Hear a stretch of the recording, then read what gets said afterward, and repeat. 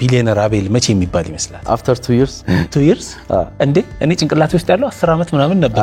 what የሆነ ጊዜ እንደው ማረሰውም ትምህርት ቤት ላይ 9ኛ ክፍል ላይ እና ምንድነው መሆን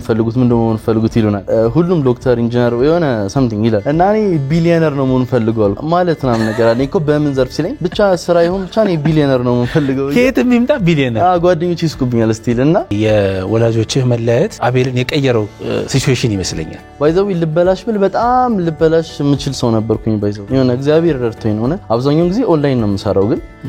ለዛ ደግሞ አንዳንድ ጊዜ ትረስት ኢሹ ምናምን ነገር ያጋጠማልና ለዛ ደግሞ ሱቅ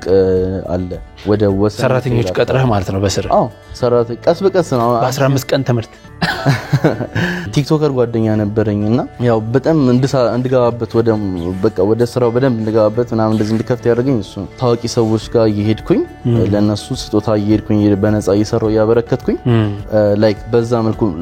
ኢንተርቴይን ያደረኩኝ ሰዎችን ኦርደር መቀበል ጀመርኩኝ ማለት ነው ያለንን ሪሶርስ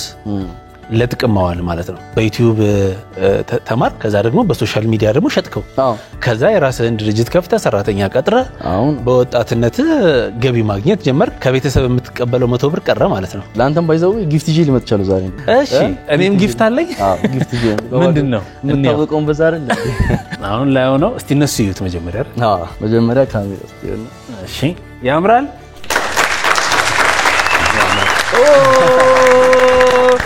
አረኔ ያረለው እንደዚህ አላምርም